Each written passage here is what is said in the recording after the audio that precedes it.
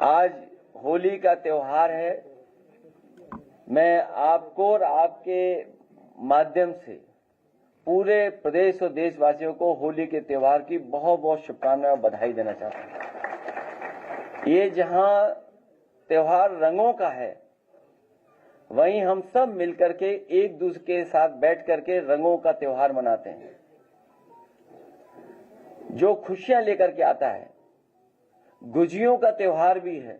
हम एक दूसरे का मुंह मीठा कर करके इस त्योहार को मनाते हैं। हमें उम्मीद है कि जो हमारी देश की पहचान रही है, गंगा जमुनी तहजीब, हमारे भाईचारा, एक दूसरे के साथ प्यार मोहब्बत के साथ हम लोगों ने हर त्योहार मनाया है।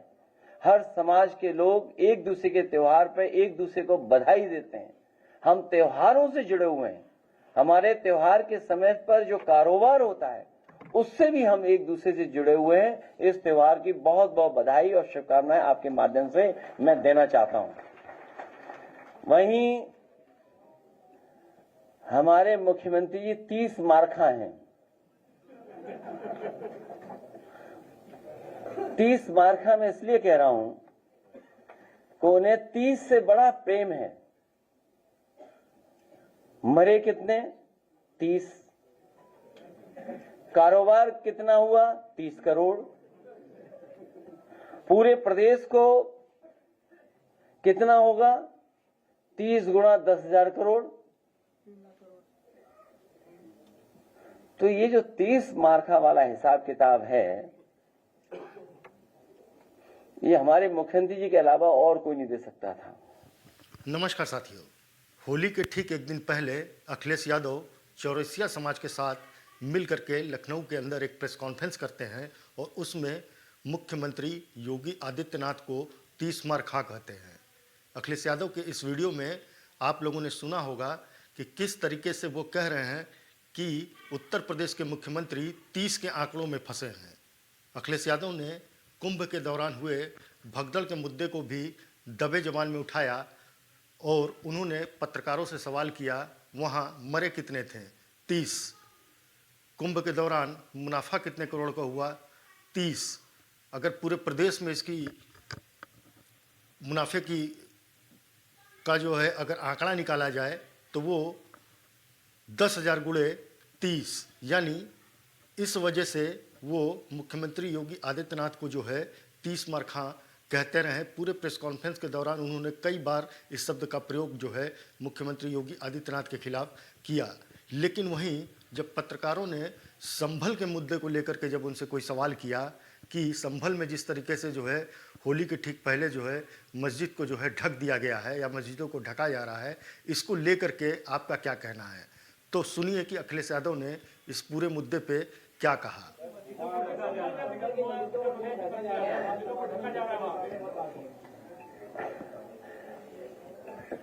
3 तिगड़ा काम बिगाड़ा। ये जो तिगड़ी है, ये काम बिगाड़ रही है। कौन है सर? आप खुद हिसाब लगाओ। 30 मार्खा कौन है? तीन है। वो कह रहे हैं कि जो वार्ड बना दिया जाए मुस्लिम के लिए अलग अस्पताल। बहुत सी चीजों पर पर्दा डालने के लिए जानबूझ करके स्टेटमेंट दिए जाते हैं या दिलवाए जाते हैं। जहां मुख्यमंत्री जी ये कहते हों कि लाखों लाख जो नौजवान इलाहाबाद में सरकारी नौकरी के लिए तैयारी करते हैं, उनके लिए कह रहे हैं कि उन्होंने रोजगार दिलवाया है।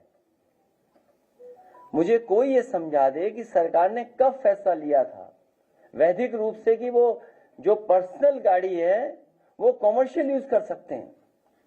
और फिर इसका मतलब तो ये हुआ कि अब नौजवान फिर 144 साल बाद रोजगार पाएंगे।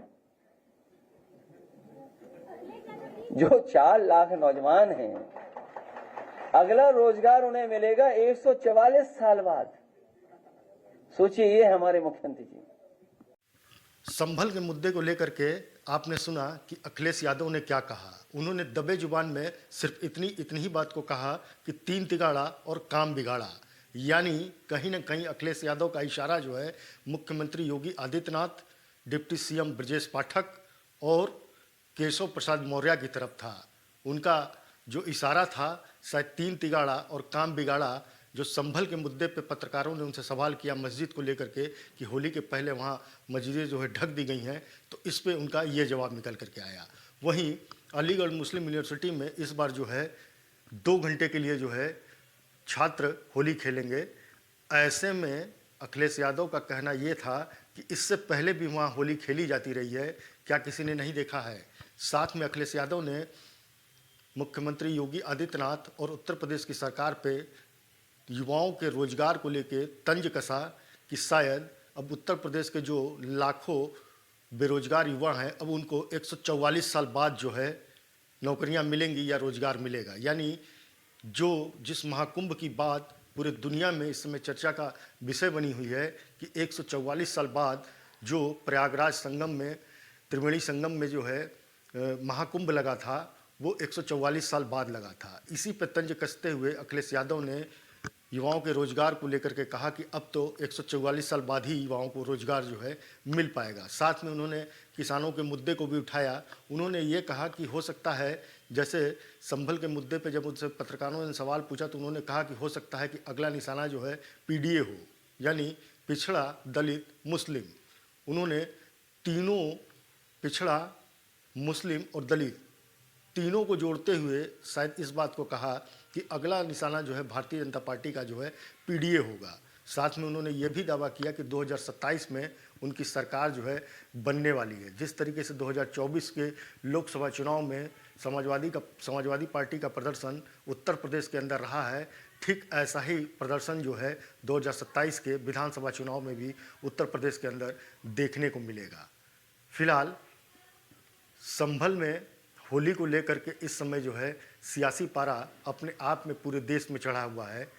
साथियों, आपसे अनुरोध है कि अगर आप भी होली खेलते हैं तो सावधानी से खेलिए और साथ में अपने आसपास के लोगों का ख्याल रखते हुए होली खेलिए ताकि किसी को कोई असुविधा ना हो। साथियों, हमारा वीडियो अगर आपको पसंद आया होगा तो इसको लाइक करिएगा, शेयर करिएगा और चैनल को सब्सक्राइब भी करिएगा।